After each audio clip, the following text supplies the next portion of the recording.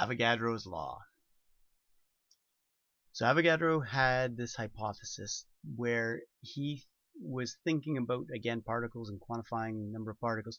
He was thinking that equal volumes of an ideal gas at the same temperature and pressure would contain the same number of molecules, regardless of which gas you're dealing with.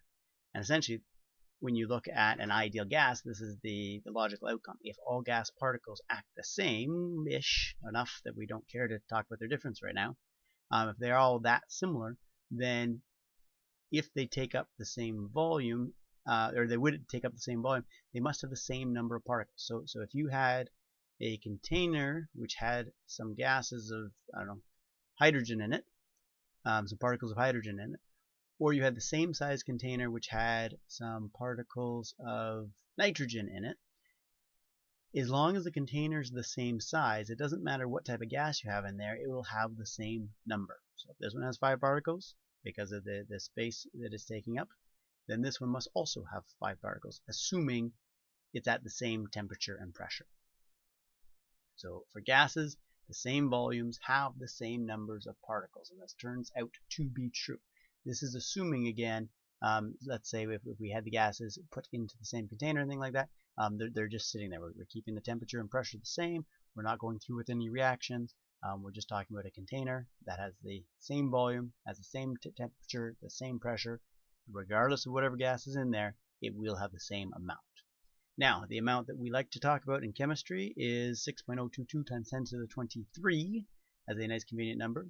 So we'll say particles here, but generally molecules, or if it's a noble gas, atoms. So if you had 6.022 times 10 to the 23 particles, we know that that is 1 mole of whatever it is you're talking about.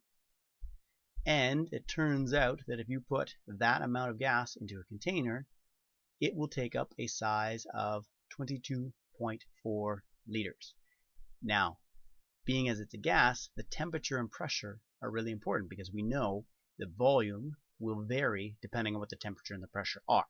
So assuming the temperature and the pressure are at STP, so 273 Kelvin, 101.3 kPa pressure, and you have 1 mole of gas, the amount of space it'll take up is going to be 22.4 liters.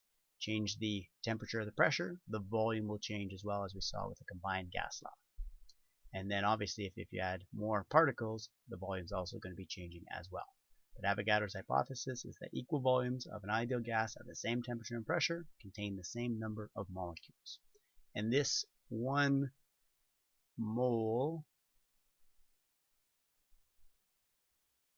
has a volume of 22.4 liters, essentially can be used as a conversion factor. We now know if the conditions are at STP that this holds true. So we know how many moles there would be in how many liters, or how many liters 1 mole would take up. We can use that as a conversion factor now between number of moles and number of liters if we're talking about a gas and if it's at STP. So in other words, 1 mole of gas at STP always has a volume of 22.4 liters. Therefore, if you had 2 moles of a gas, then their volume must be 44.8 liters. If you had 4 moles of a gas, the volume must be, again, 4 times that amount. So again, think of this as a mathematical conversion. If we had 2 moles, and it has to be a gas, and it has to be at STP, and if those 2 conditions are true, then we can use this conversion factor, and we say, okay, well, I want to find out how many liters 2 moles of this gas under these conditions take up. And I know that 1 mole of any gas at STP equals 22.4 liters. So I can now use this as a conversion factor to convert between moles of a gas and volume of a gas very, very quickly. Moles are going to cancel out. Liters will carry through, and I would end up with my volume of that particular amount of moles of a gas at STP. You cannot use this for liquids, and obviously if you change the conditions, standard temperature and pressure, if you change them, this conversion would also change. So For a gas, how can we describe this relationship between moles and volume? And if you think about it, how would the volume change if you added more particles, or if you took away some particles? How would the volume change? We know that they are directly proportional. If you add more particles, then it makes sense that the volume would increase. If you decrease the number of particles, then the volume should also correspondingly decrease. So that since this is a proportional relationship, we know what that's going to look like in an equation. So Avogadro's law essentially puts that statement into an equation. We can use an equation with this law that the initial number of moles divided by the initial volume will equal the final number of moles divided by the final volume. So they're proportional to each other. And this is only for gases. So this relationship holds true. The 22.4 liters for 1 mole is particular at STP, but you could figure out whatever the volume is at any given condition. Molar volume is a concept we use particularly with gases, and essentially it states what is the volume of 1 mole of a gas. And the units are going to be volume per mole, or what is the volume of a mole of a gas, if you want to think of it like that. Now this looks kind of like concentration, in which we say for solutions, when we said moles per liter, we're talking about how many moles of a particular substance were in a particular liter. But for gases here, because they can expand, we're actually going to talk about, well, how many liters does a mole of this gas actually take up? Because its volume of being a gas can change. So what is the volume of 3.0 moles of nitrous oxide gas at STP? And again, which gas it is doesn't really matter if we're treating them all as ideal gases. We know it's at STP, so we know that 1 mole is going to take up a certain amount. We can use that as a conversion factor. 1 mole occupies 22.4 liters STP.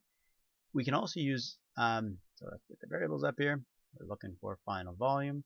We can use this equation if we like, or again, because we have a certain condition, we can use it as a conversion factor. But let's rearrange the equation for V2. So again, we're getting V2 isolated on one side, and that's going to equal N2 times V1 over N1. Plug in your numbers, so our 3 moles multiplied by 2.4, moles are going to cancel out when we have moles on the bottom there, leaving us with liters in there, and we're going to end up with 67 liters. The other option is we can say, okay, well, 3 moles is the number we're starting with, and I want to convert that into liters, and I know as a conversion that there's a relationship between liters and moles only for gas, and I have memorized what it is at STP. I know that 1 mole takes up 22.4 liters, so I'm using that information as a conversion factor, as another way of doing it. Equation works, conversion factor works as well. Moles cancels out, and I have my volume in liters. And obviously the math is the same. 3 times 22.4 divided by 1, you're going to get 67 liters as well, rounded to 2 sig digs because I'm only going with 2 sig digs on my moles. So what's the molar volume of this gas? So again, all we want to do, I mean, we know it's 67 liters. We just want to divide that by how many moles there are so that we can express it in a liters per mole. And since I'm down to 2 sig digs, it's going to be 22 liters per mole. And we know the decimal is there at something, we just can't express it because we only have 2 sig digs to work with. But we know if we had more precision, it would be 22.4 liters per mole. Alright, let's try out another example.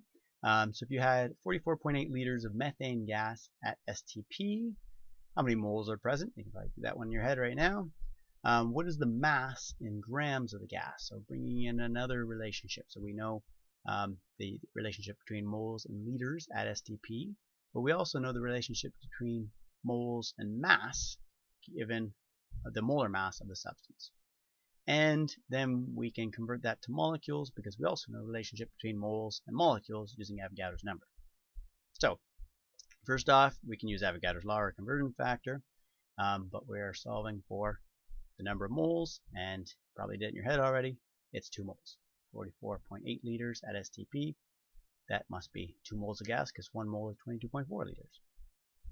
The mass of the gas. Now this is where we need to know what gas we're talking about, because though they may take up the same volume, they will not have the same mass if they are different gases. we'll need to use the periodic table, use the molar mass of our methane, which is 16.05 grams. We have 2 moles of it. Moles cancels out, grams carries through, and we end up with 32.1 grams of this methane. Then we can do the similar type of conversion. So we know we have 2 moles, but we want to convert to molecules. So we'll take our 2 moles, instead of going to mass, we'll just go to molecules. So we have our 2 moles, and we multiply by our conversion factor that Avogadro's number gives us, which converts moles into molecules. And so we must have 1.20 times 10 to the 24 molecules of this gas.